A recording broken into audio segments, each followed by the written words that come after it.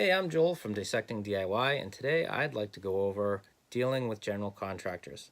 Now, you're going to find that a lot of things that you want to do yourself that you possibly can't. You either don't have the knowledge, the tools, and investing in these tools can be expensive, and getting the knowledge can be time consuming. And then, of course, gaining the experience for that professional result is a lot of trial and error. And some people looking at certain projects just don't have the time. They just don't have the patience for it, and that's okay. And that's where we look for a general contractor. Now, when looking for a general contractor, you want to, there are resources out there. You can read Google reviews, you can read Yelp reviews. You can also go to local pages. A lot of towns now have like a connection page where parents get together or residents get together and offer their feedback on services that they've had done. And that is a great resource.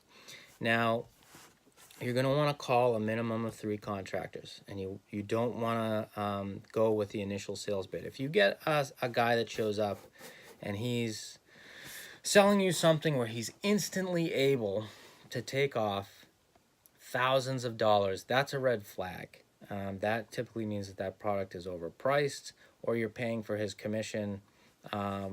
And it's not that that's a bad thing, it's just you'll probably be able to find something cheaper if you go through the bids process. And that happened to us, where the guy took $10,000 off a window install, and then we had to buy today to get that deal. Otherwise, he might not be able to give me that deal. And through experience, unfortunately, we fell for it. In hindsight, we're never going to, basically, if we hear that spiel, for us, we're just going to kick them out.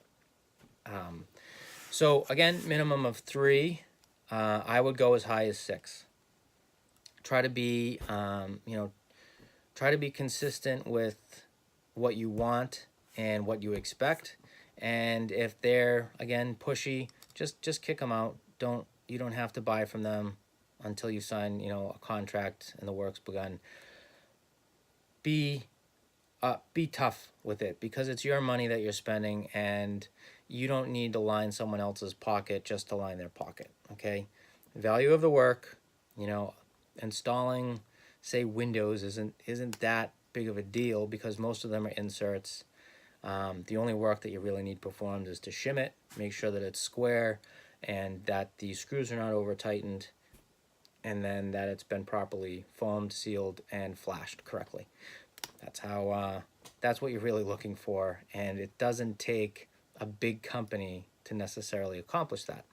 That being said, once you've gotten your 3 bids and you wish to proceed with the work, you're going to call a contractor up, and then you're going to sign the contract. So the work's going to begin, and you want to know how things are installed. You want a general knowledge, and YouTube is great for this, because you can get a general knowledge of how things are supposed to be done.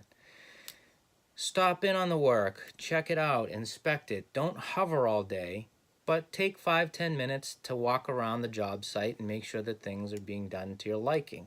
If they're not, get the foreman, pull them aside, and say, I'd like it like this. And and if you're adding extra work, expect to pay more. If you're adding more to their workload, you're adding more materials, and you're adding more man hours. So any changes post-work that have to be done, expect to pay more. Don't expect something to be done for free unless it's in the original scope of the contract or work to be performed. Now, once the work is done, you're going to want to inspect it. And if you have any problems, a lot of people I've noticed now run straight to Google reviews, to Yelp. There's tons of sites now that offer feedback, Angie's List, and you don't want to jump down their throat in this way initially. Call them up, reach out, say I have problems with the work performed. Give them time to fix it. And this is where patience comes in. It can take up to a week. Unless it's like a major, like there's a pipe that's burst, a roof that's leaking, something major like that, they'll typically jump right on top of. But if it's just something where you're just not happy with the work performed, either this piece of drywall needed to be sanded before painting and now needs, some repair, give them a couple weeks to a month to get this done. Give them some time to get back out and fix it. Typically, they'll get it done within the first week. But give them as much as a month. When you do call them, give them at least 3 days to get back to you.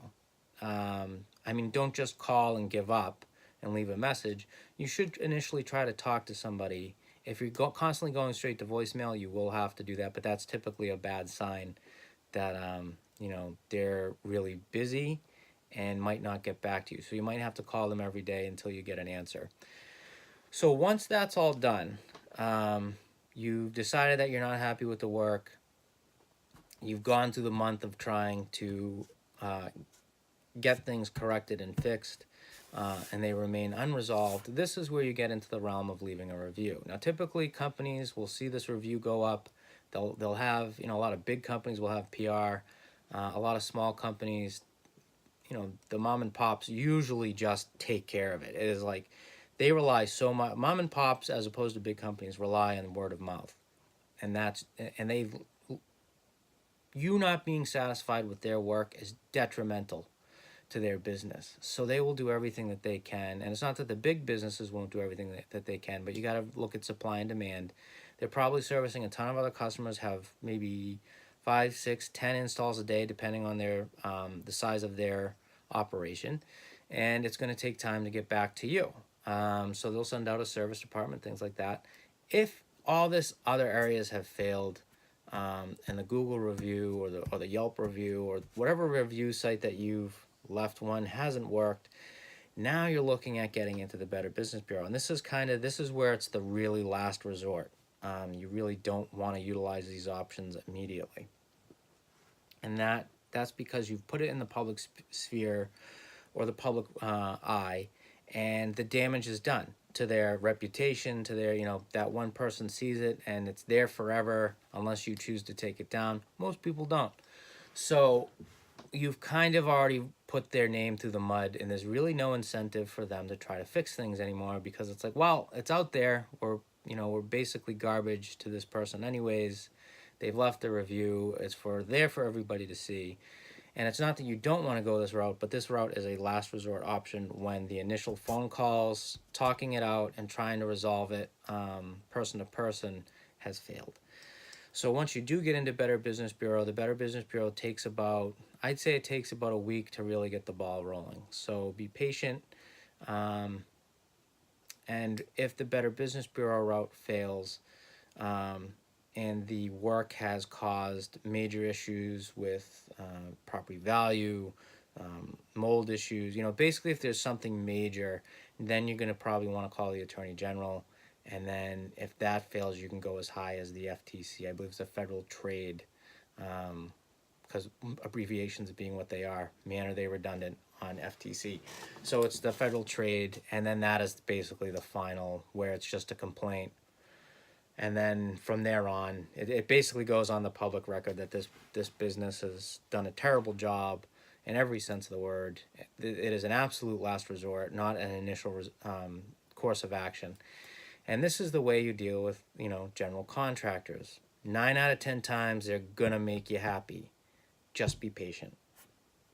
That being said, once all those other things have been done, you're probably, if it is a worst case scenario, you're probably going to have to hire another contractor, have some people that you didn't hire out to fix the work that they didn't do. And that is just, unfortunately, what can happen sometimes. And it's really bad that when companies do this. And, then, of course, they deserve that feedback that you've given, because you've done everything you can to make sure that the business relationship stayed strong, and that you gave them the opportunity to correct and fix the issues. That being said, this is how I would approach a problem with a general contractor when I am not doing stuff myself. And of course, not jumping to that initial public review on a public website, and then, worst case scenario is taking the more extreme actions. But that is how I would approach it. I hope this video helped you and help if you are having an issue yourself. And I'm Joel with Dissecting DIY. Have a good one.